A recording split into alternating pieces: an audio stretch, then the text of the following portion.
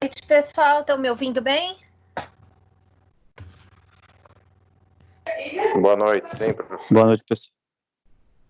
Boa noite. Tá bom, eu vou deixar a câmera desligada para ver se chega melhor a qualidade da voz, tá? Que a semana passada eu fiz um teste com outra sala.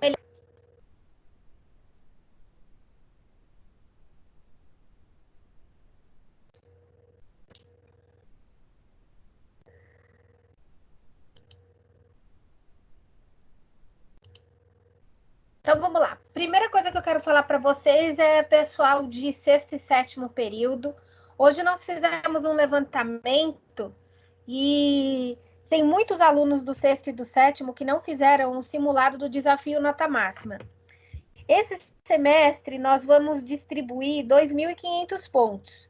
1.000 pontos serão distribuídos foram, na verdade, 500 já com as atividades que nós demos em sala de aula, 500 com as atividades que os professores deram virtuais, e agora 1.000 pontos de prova. Só que ainda faltam 500 pontos, e esses 500 pontos vocês podem conseguir através das atividades interativas que vocês têm, e um deles é o desafio nota máxima. Então, quem puder dedicar um pouquinho do tempo para fazer isso, ajuda a professora a subir nos indicadores e acaba, por consequência, obtendo mais pontos e contribuindo aí para essa meta de 2.500 pontos agora nesse primeiro bimestre, tá bom? Nossa aula de hoje vai ser particionada em duas sessões, tá? Nós teremos a parte teórica hoje e na próxima semana nós vamos entrar na parte onde nós vamos trabalhar o ensaio de marcha. Então, hoje vamos falar das misturas asfálticas, materiais e dosagem. Todo mundo me ouvindo? Estou me sentindo solitária. A gente também, professora. Tá ruim bom. demais esse negócio de aula online, mas fazer o quê, né? Não tem jeito, né? A gente não sabe o que vai acontecer, então seguimos em frente. A gente realmente não sabe. Vocês têm um colega que trabalha nas ampliações dos hospitais, e eu chamei ele em particular para perguntar para ele, né?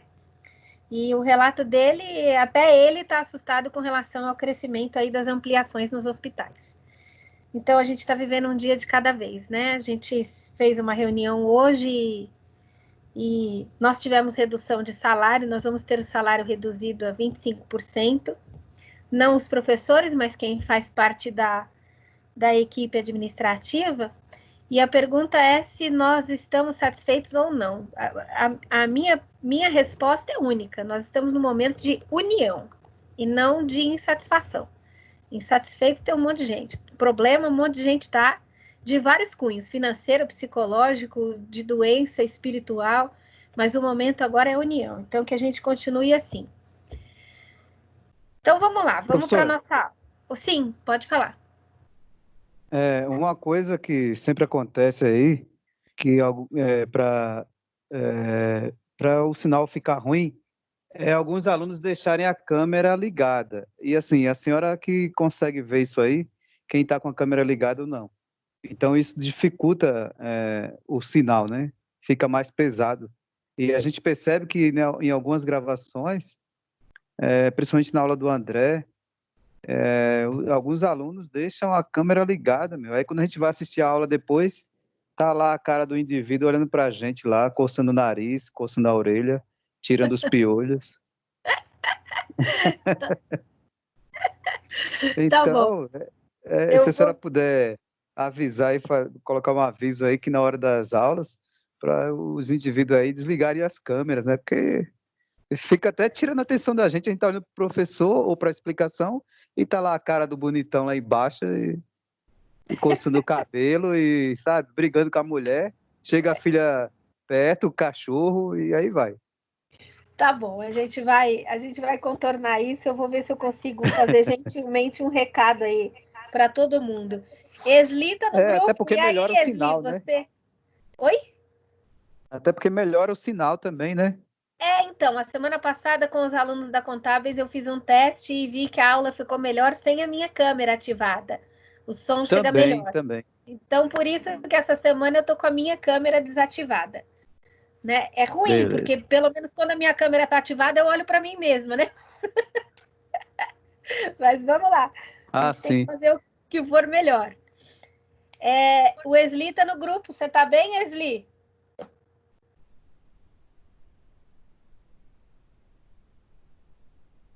Esli. Bom, vamos lá. Então vamos para aula. O Esli não quer falar comigo, tá de mal da professora. Ixi, ligou o celular e deixou lá para fingir que estava na aula.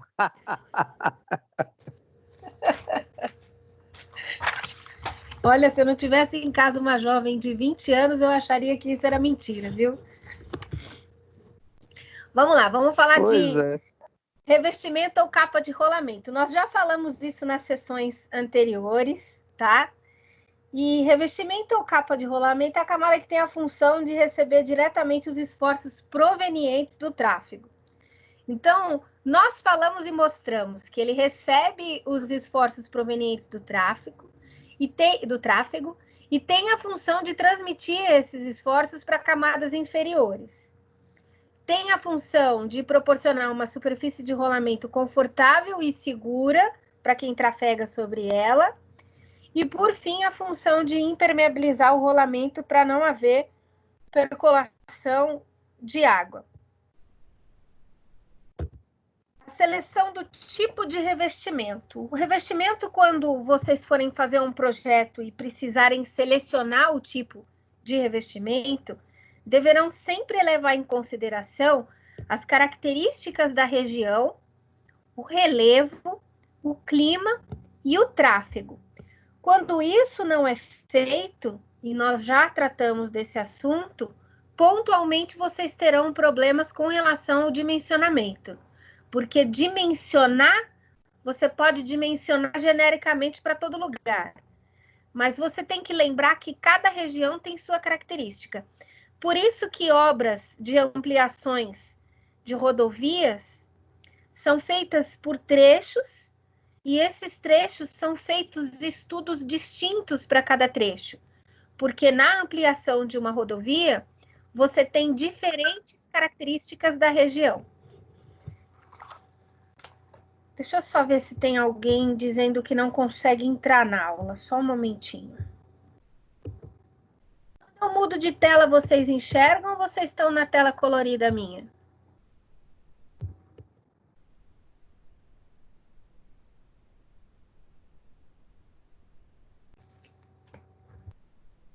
Tá na tela colorida.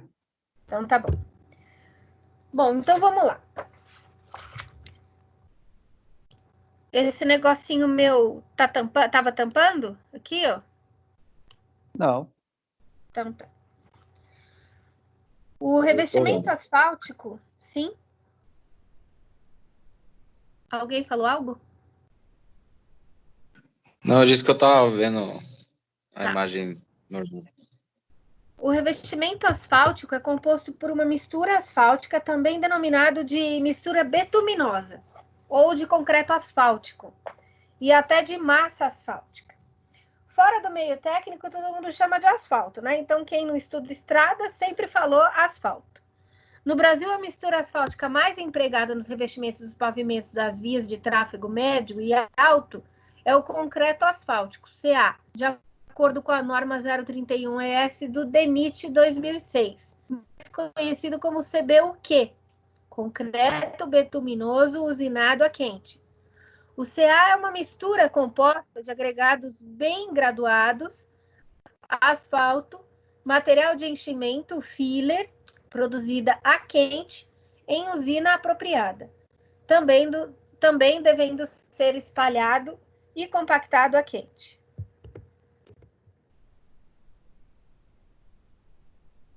Ô, professora. Sim. Quem está falando? João de Deus? Não, Marcelo. Marcelo. Essa tela que você está lendo, eu acho que você está lendo, não está aparecendo para mim. Aparecem para os demais? Compartilhou ela? Oi? Aparecem para os demais ou tá sem aparecer nada? Para mim aparece que tá Eu tô vendo. compartilhando. Antes O tava uma revestimento tela. asfáltico,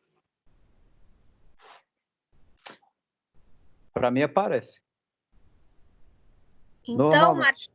Marcelo, é questão da tua internet que não tá mostrando, viu? Pode ser. Eu vou sair e entrar de novo aqui pra ver se vem. Tá bom.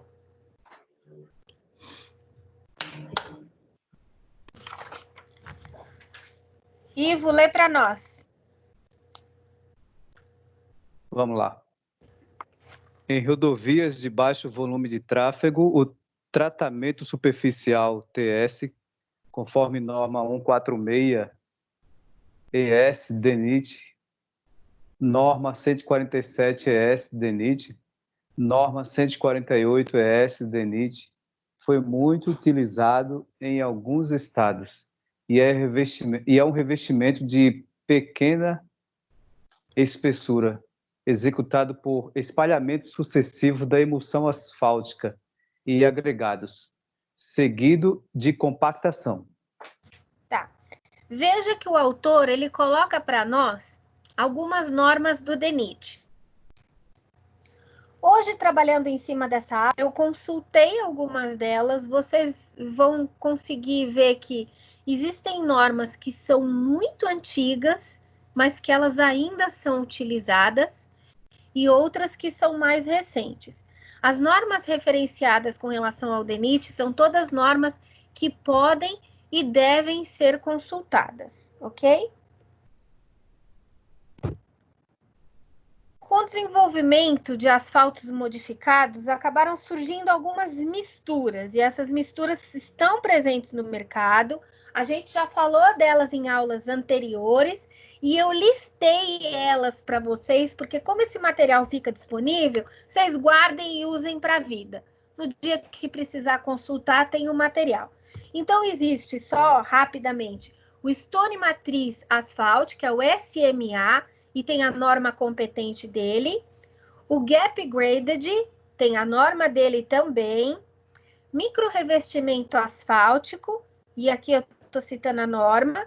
Camada porosa de atrito, que é o CPA, também tem a norma. O pré-misturado a quente, que é o PMQ, que é muito usado para fazer a operação de manutenção de tapa-buraco, tá? E areia asfalto, que é o AA, que tem a norma dele, é pré-misturado a frio e é pouco utilizado.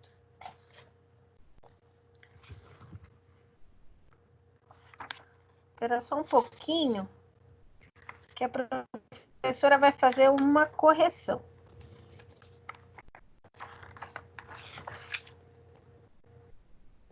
Eu já preciso fazer agora.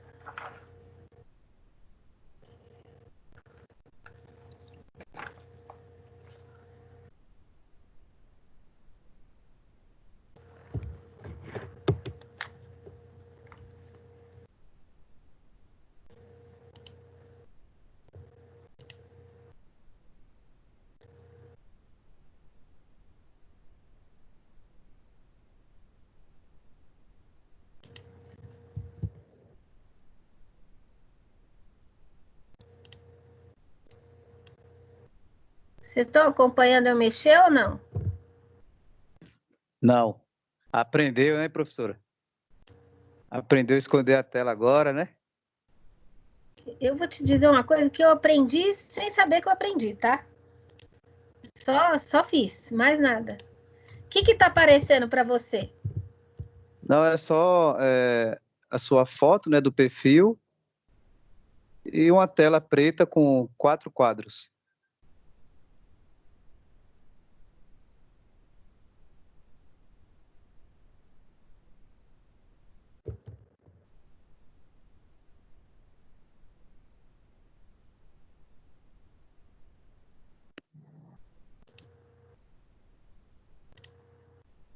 Eu vou tirar um print dessa tela para mandar para a senhora. Não precisa não, que eu já fiz aqui. É que vocês não conseguiram ver. Agora tá aparecendo colorido de novo? Sim, agora sim. Tá bom. Então, só uma correção. Então, nós chegamos aqui, eu falei pré-misturado a quente, que é o PMQ, tá? Para camada porosa de atrito, que é o CPA. Aí veio areia e asfalto. O areia e asfalto é pouco utilizado. E o que é utilizado na manutenção do tapa-buraco é o PMF, que é o pré-misturado a frio, ok? Não é o PMQ, conforme eu tinha falado, é o PMF. Tá entendido?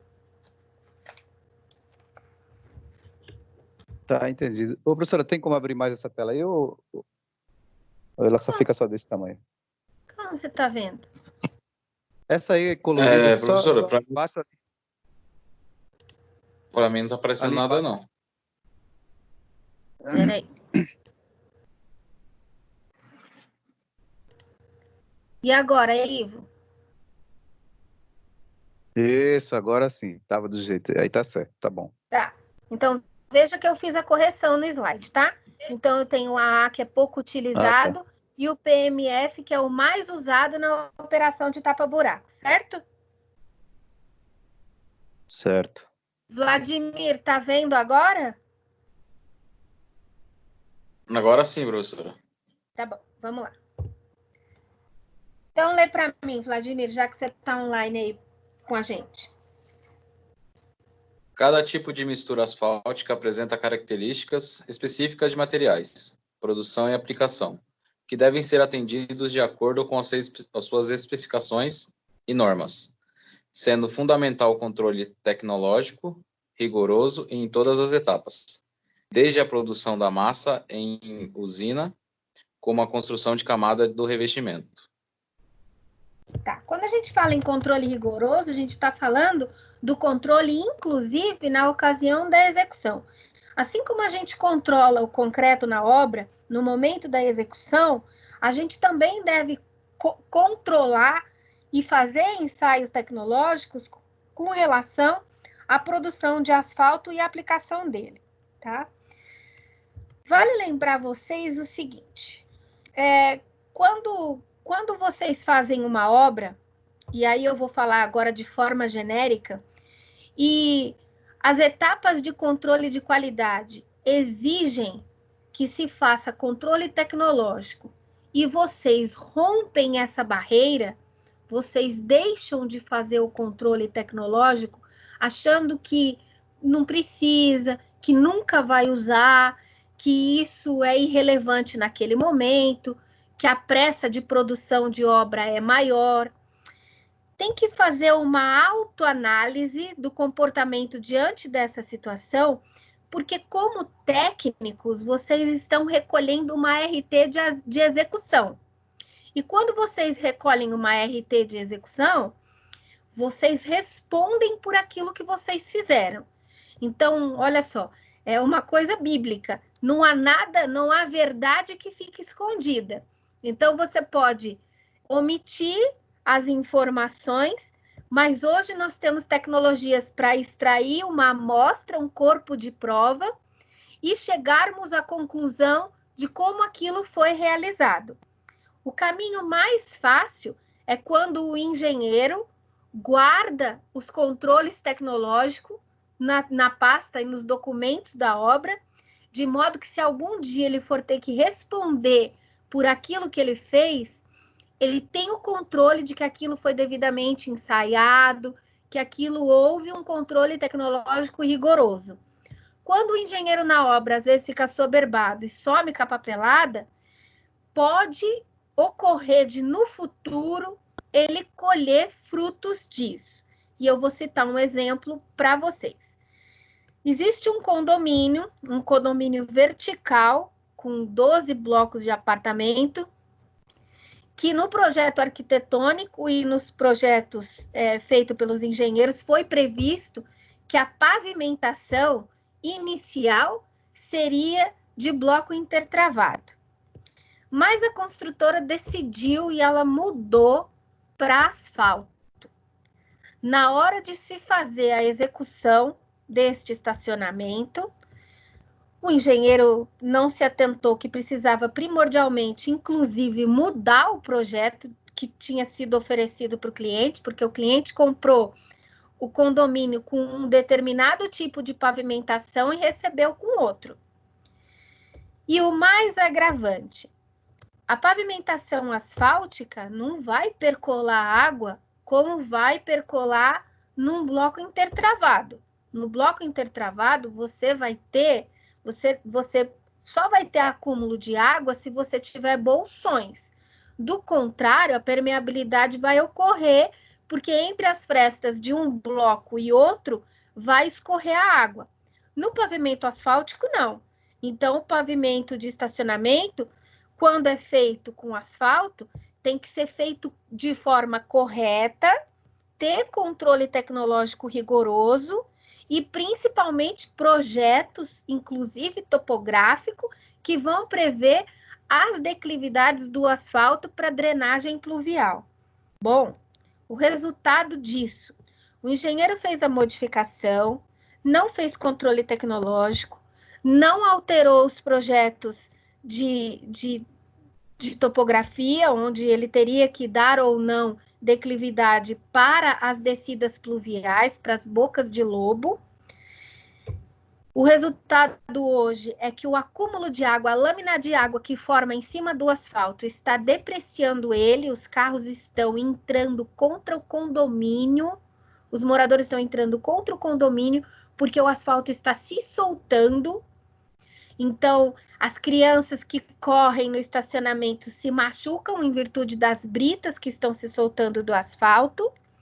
Não há declividade e isso virou um objeto de disputa judicial. E o engenheiro que executou na época está com a corda no pescoço. Ele continua na construtora e ele responde por essa execução. Então, quando na literatura e nas aulas a gente fala sobre controle tecnológico, tenham em mente a responsabilidade como engenheiro que vocês têm com relação a isso. Porque uma vez engenheiro da obra, quer seja do projeto ou da execução, vocês vão responder por aquilo que vocês fizeram. Então, se virar objeto de disputa judicial, é a RT de vocês que vai estar exposta. A RT de quem executou, ok? Espessura do revestimento. Sim. Pode perguntar. Pode perguntar. Então, nesse caso aí, o engenheiro do projeto, ele não responde? Só o executante? Na verdade, sim, porque o projeto não era asfalto, o projeto era bloco intertravado. O engenheiro da obra que modificou. Ah, tá. Mas eu digo assim... Ah, tá, entendi. Mas eu não estou falando quem fez o primeiro projeto, sabe? Quem fez o primeiro projeto está livre disso. Isso, por quê? Beleza. Porque ele projetou bloco intertravado e a obra resolveu mudar. E o engenheiro obedeceu a alguém que mandou mudar. Só que ele não se atentou às documentações e aos controles que precisava. Então, hoje, qual que é a ponta mais fraca? Para uma construtora é mais fácil fazer o quê? Mandar o engenheiro embora. Joga a culpa para ele e manda ele embora, não é isso? Ele é a ponta mais fraca, é a ponta mais fragilizada. Então, na qualidade de engenheiro de execução, tenham sempre em mente o valor da responsabilidade de vocês.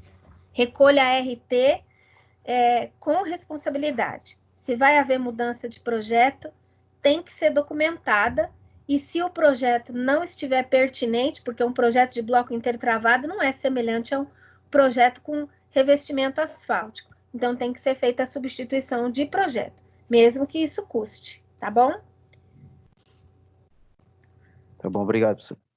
Isso aí, Rosângela, o engenheiro não poderia dar baixa na RT que ele fez e fazer uma outra nova? Depois da confusão feita? Ah, tá. Então ele não se atentou a esse procedimento. Não se atentou ao procedimento. Uma vez executor, ele vai sempre responder, tá? Por aquilo que ele fez. Então, a baixa da ART não significa que ele está eximindo a responsabilidade dele. A baixa da ART significa que o serviço foi concluído e aquele serviço vai para o acervo dele. É por isso que é dada a baixa da ART. Então, mesmo que você não esteja atuando. Por exemplo, você vai construir um estacionamento e você está responsável pela execução da pavimentação asfáltica. Você vai e recolhe uma RT de execução. E na sua RT você coloca o prazo. Você coloca o prazo de início e de término. Durante aquele período, você responde por ele. Normalmente, quando você está fazendo empreendimento imobiliário, você recolhe a RT de execução e você sempre coloca o período do contrato. Às vezes, o contrato está dizendo que a obra vai durar 1 ano e meio, 2 anos. Você coloca lá que começou em tal data e vai terminar em X data. Você mesmo está colocando na sua RT o período da sua responsabilidade. Depois desse período, você ainda responde mais 5 anos. Então, é uma coisa assim, que não tem de onde fugir. Não tem como você... É por isso que eu falo que assim, a verdade acaba surgindo, porque nós engenheiros trabalhamos regidos pelo documento de ART, então tudo que nós fazemos deve ser no máximo grau de responsabilidade. Então, nesse sentido, desse conflito judicial, esse engenheiro não tem para onde correr. A construtora pode dizer, mas ele fez porque ele quis, nós mandamos fazer de bloco intertravado, entendeu? Aí ele vai ter que resgatar e-mails, ordens, se é que ele tem isso escrito. Então tem que tomar muito cuidado com relação a isso. Revestimento asfáltico é caro, não é barato, e é um trabalho seguinte, se sair errado, é difícil de consertar, não é fácil. Então, na hora de fazer pavimentação dos condomínios aí que vocês vão construir na vida, é uma das etapas mais minuciosas do trabalho de vocês, que deve ter tudo documentado, deve ter registros e controle tecnológico, a fim de vocês ficarem protegidos com relação ao que pode vir depois, tá? Quando o problema é com relação à qualidade, envolve uma coparticipação de alguém. Normalmente, essa coparticipação é da empresa que faz o asfalto, porque nela existe também um engenheiro envolvido com relação ao traço do revestimento asfáltico e ele vai responder por isso. Então, você responde pela execução e alguém junto com você responde pela qualidade do serviço que você contratou. Tá entendido? Em questão de material, ele pode fornecer certificados ou testes, né? Para comprovar. Pode. E você, na obra, faz os ensaios pertinentes e necessários, porque você tem que coletar os seus corpos de prova para você mandar para o laboratório da sua confiança. Assim como nós fazemos com o concreto. Vamos lá? Então, vamos falar de espessura do revestimento asfáltico. A espessura do revestimento asfáltico, existe uma tabela que representa essa espessura, tá? E ela tem o objetivo de proteger a camada dos esforços e evitar a ruptura do revestimento com o esforço repetitivo da passagem da roda. A passagem da roda provoca a tração na flexão. Isso é o chamado esforço repetitivo. Travou. Vamos ver. Essa é a tabelinha que nós temos com a espessura mínima de revestimento asfáltico, tá? Então, N de tráfego, tá? 10 a sexta e a espessura mínima. Isso eu não vou nem ler, só para vocês guardarem e vocês terão aí as espessuras dos diferentes tipos de revestimento asfáltico que vocês poderão executar na vida de vocês. Mais para frente a gente vai usar essa tabela, tá?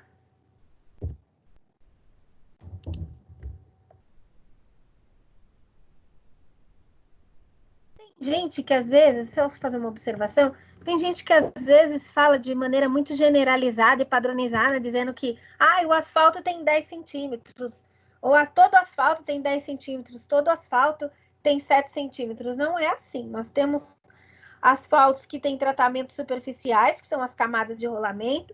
Nós temos revestimentos com 5, 7,5, 10 e 12 centímetros e meio de espessura. Parâmetros e coeficientes estruturais. Vamos falar de parâmetros, ó. N é tráfego e N é um parâmetro. Vocês fizeram uma atividade onde tinha algo dito parâmetro P. Não existe parâmetro P. P é período. O parâmetro que nós temos e que nós analisamos é o de tráfego. E o nosso parâmetro é o N. Os parâmetros e os coeficientes estruturais que são importantes para nós na disciplina de estradas é tráfego e resistência dos materiais. Deixa eu ver se tem algum abençoado. Olha, o Avelar não consegue entrar.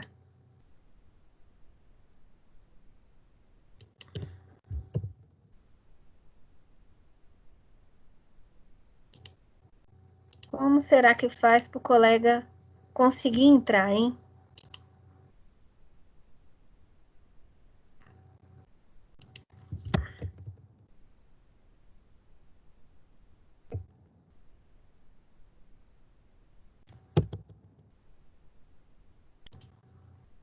Se é ruim, eu tenho que parar a aula.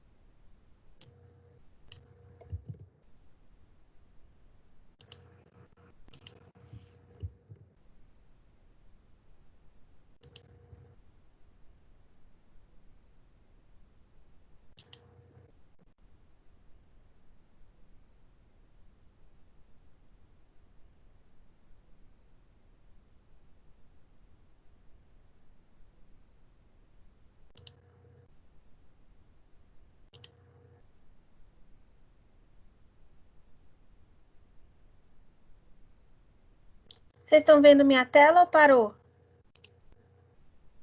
Estão vendo, né? Não, tá tráfego N.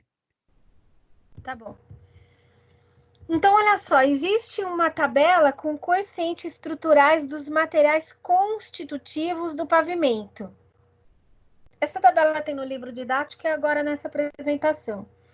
Então, aqui só mostra o coeficiente K, que a gente vai usar mais lá na frente, mas só para vocês saberem que com relação ao coeficiente de resistência dos materiais, de cada material utilizado na estrutura de pavimentação, nós temos um coeficiente distinto, tá?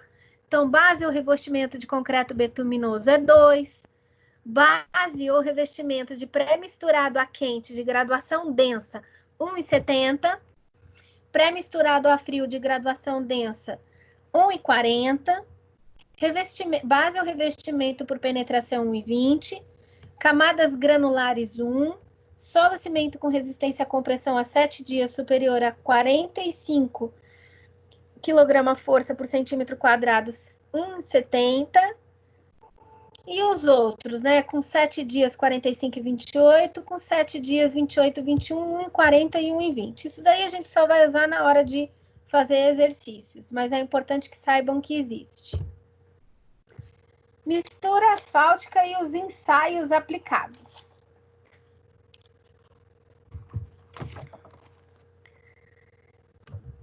Saron, pode ler para mim, por favor?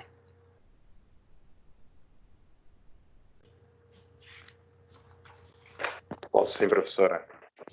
Mistura asfáltica, também chamada de mistura betuminosa, de concreto asfáltico ou até mesmo de massa asfáltica. É composta da mistura de agregados e de asfalto.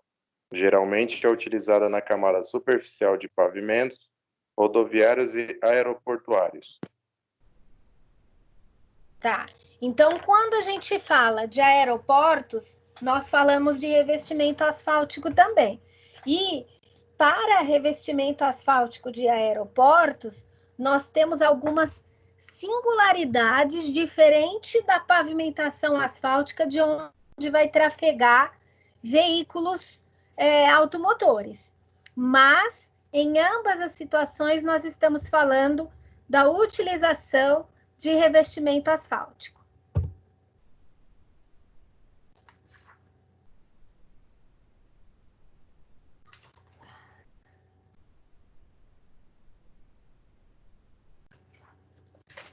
Quando a gente utiliza essa mistura, essa camada asfáltica aplicada sobre a superfície do pavimento, ela tem que apresentar algumas propriedades. Deixa eu ver quem está aqui para a gente ir lendo. Suelen, lê para mim, por favor.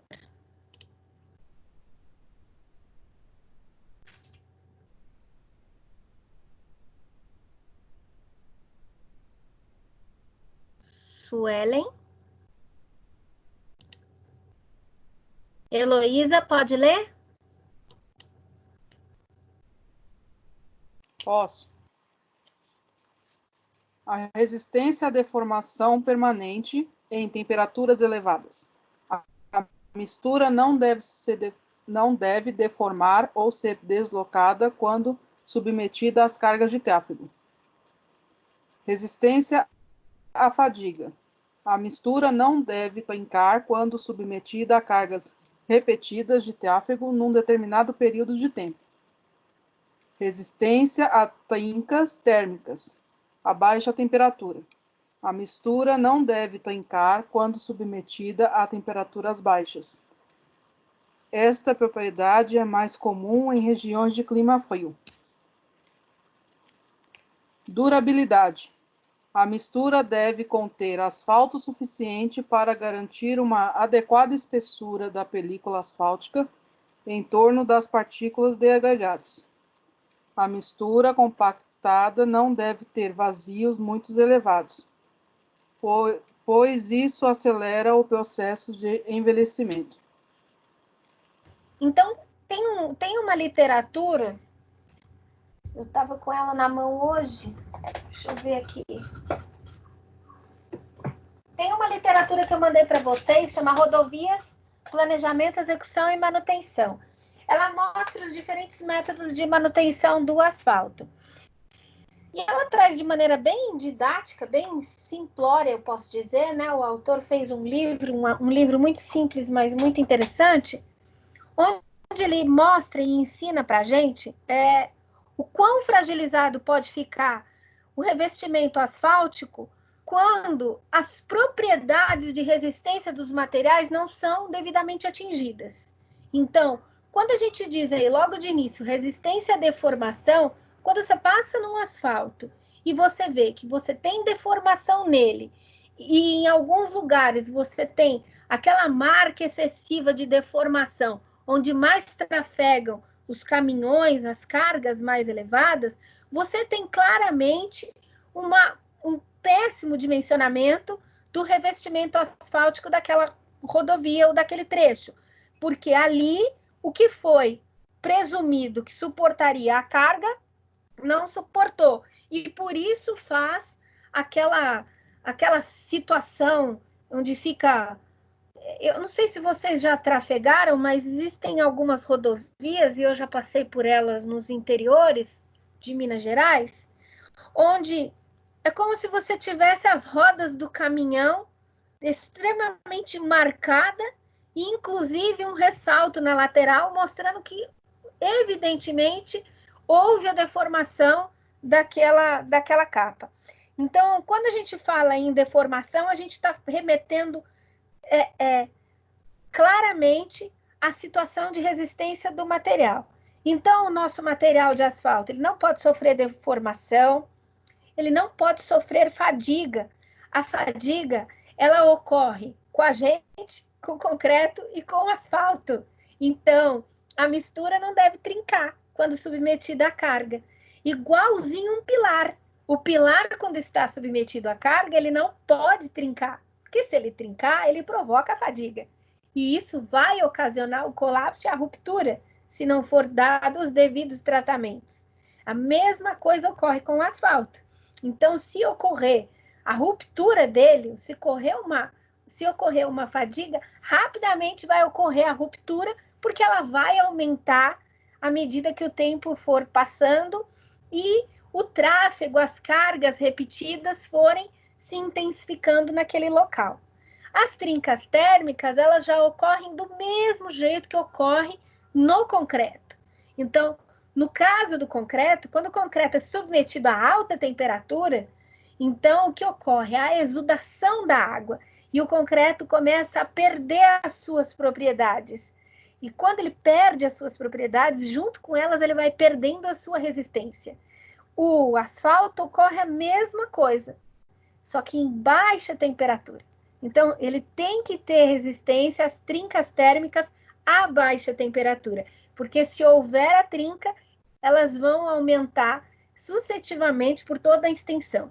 E a durabilidade, quando a gente fala de durabilidade, e a gente passa numa rua que está cheia de asfalto solto, o asfalto está em colapso, então você vê aqueles torrões de asfalto se soltando, você tem ali uma camada de asfalto que a mistura não foi devidamente aplicada, compactada, tem muito vazio e provocou o processo de envelhecimento daquele asfalto de maneira que ele entrou em colapso e passou a se soltar. Ele entra em colapso e começa a se soltar, e a gente fica trafegando por cima, então contribuímos para que ocorra o envelhecimento e a degradação dele de maneira acelerada. Alguma pergunta? Tá tudo bem aí do outro lado? Mas aí teria que levar em Professora, consideração... temos um exemplo aí. Um de cada vez. Pode Primeiro falar, as damas, né? Isso. Então, não teria que considerar também a vida útil do material? Sim, com certeza. Mas quando você vê um asfalto novo entrando em colapso, você já remete ele à situação de resistência do material. Você vai encontrar nas estradas do Brasil asfaltos novos em situações de baixa resistência do material. Agora, quando você faz a análise, você leva em consideração sempre, nós falamos isso nas aulas anteriores, o tempo e a vida útil dele. Se ele estiver com a vida útil dele chegando nas proximidades, é hora de fazer o recapeamento daquela via por completo.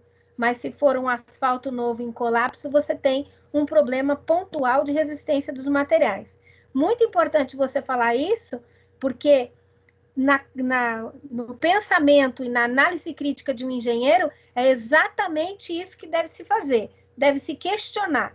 Então, o asfalto está com problema, qual era a vida útil dele? A vida útil dele era 10 anos. Ele está com quanto tempo de idade ele tem? Isso é muito importante. Ivo? Então, professora, a gente tem um exemplo de deformação aqui na Francisco Morato.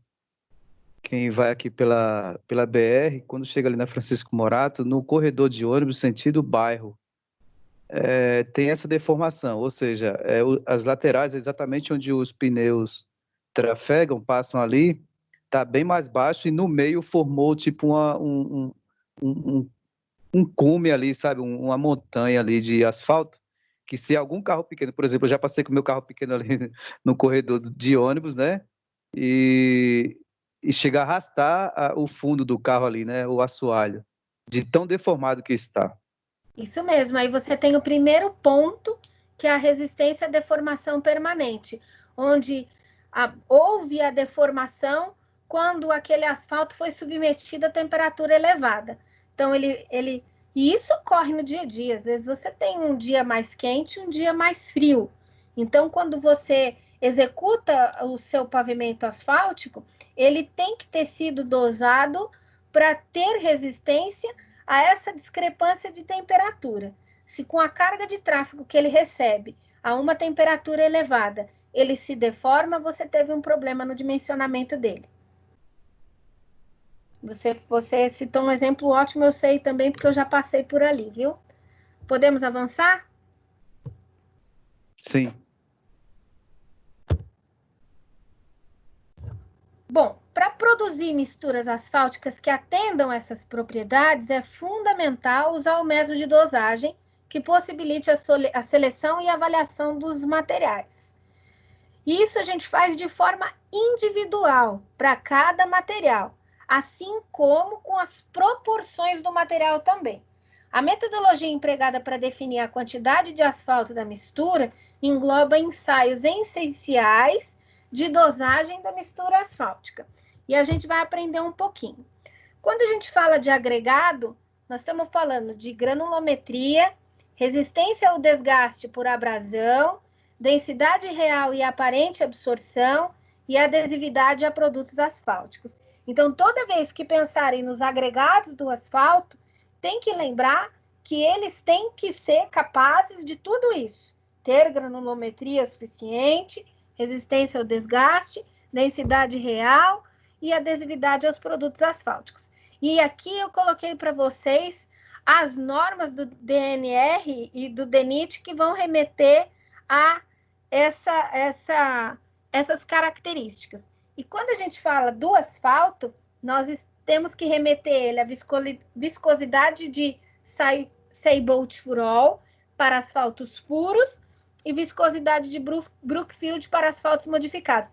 Isso é tabelado, é normativo. Nós vamos mais para frente tratar disso, mas que fique guardado essas normas para vocês. Dosagem da mistura asfáltica, tá? O projeto de dosagem tem como objetivo determinar a combinação de agregados minerais e asfalto, de forma a produzir uma mistura asfáltica para ser aplicada em camadas de pavimentos flexíveis com as seguintes características. Teor de asfalto adequado para garantir a durabilidade do pavimento. Estabilidade da mistura para atender às solicitações de tráfego sem deformar. Quantidade de vazio suficiente na mistura compactada para que a compactação final seja executada pelas cargas de tráfego e também pelo aumento de temperatura do pavimento, mas sem ocorrer exudação ou perda de estabilidade. Um volume máximo de vazios para evitar a infiltração de ar e de umidade na mistura. Trabalhabilidade suficiente para permitir a aplicação adequada da mistura, sem que ocorra segregação ou perda de estabilidade e de qualidade. O que é segregação?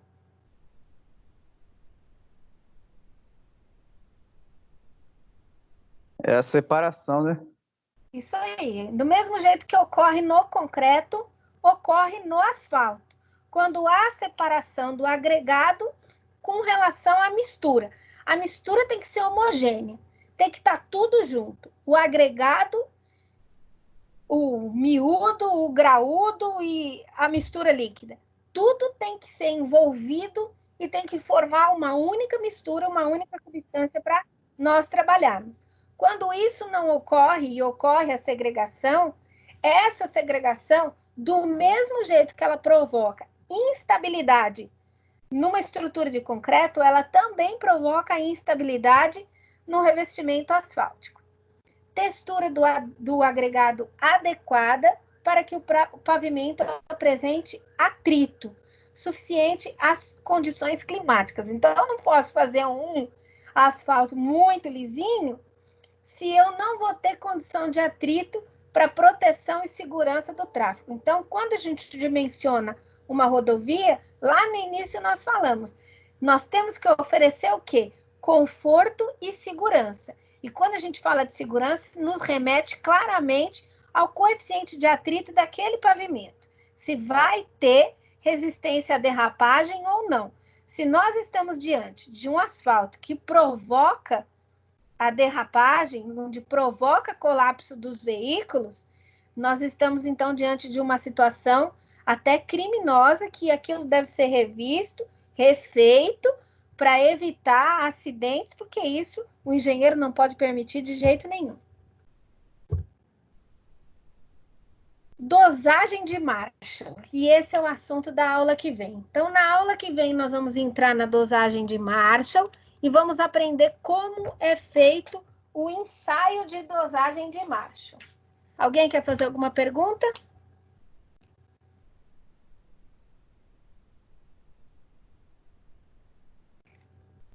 Meninos? Até agora nenhuma. Eu não tenho nenhuma. Meninas? Então, agora eu vou pôr meu rosto para vocês, vou fazer igual o professor André, o Vale Coxinha. Olha! E é isso. Por hoje é isso, tá? Na semana que vem nós entramos no ensaio e nessa parte. Seria em laboratório, como nós não estamos no laboratório, vamos fazer isso por aqui. E depois, mais para frente, vamos compensar isso nos nossos laboratórios, podem ter certeza, tá bom? Fechou, professora. Alguém tem alguma dúvida? Olha, eu vou lançar as notas essa semana ainda.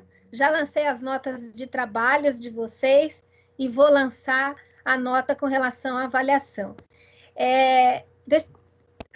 Deixa só eu... Bom, não vou parar, vou continuar gravando. Então, quase todos fizeram aí os trabalhos, foi fantástico a participação de vocês. Eu hoje mesmo tive uma reunião, falei que eu tenho imenso orgulho dessa turma aqui que está bastante envolvida. Eu conto com vocês no desafio Nota Máxima, porque eu preciso melhorar meu indicador e vocês precisam de ponto. Então, me ajudem, tá?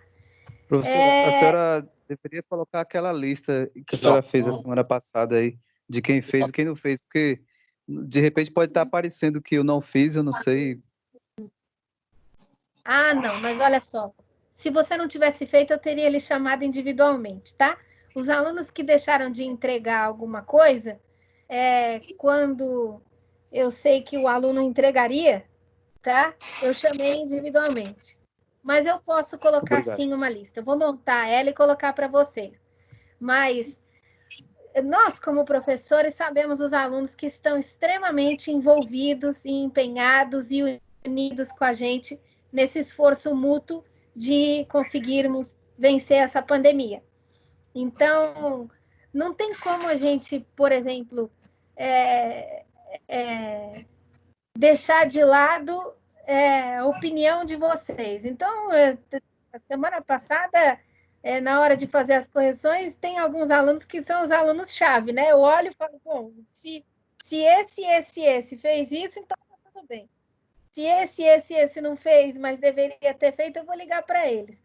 Agora, os que nunca vêm, nunca aparecem, não participa, não entrega trabalho, eu não posso ajudar, não posso fazer milagre, mas os colegas que estão com a gente o tempo inteiro, eu já disse isso e torno a repetir. Quando terminar essa jornada, eu deixo de ser a professora e a gente vira colega de profissão.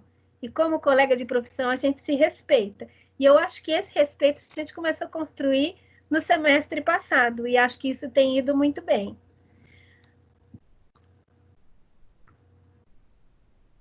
Alguém mais? A senhora é um excelente coach, hein? Porque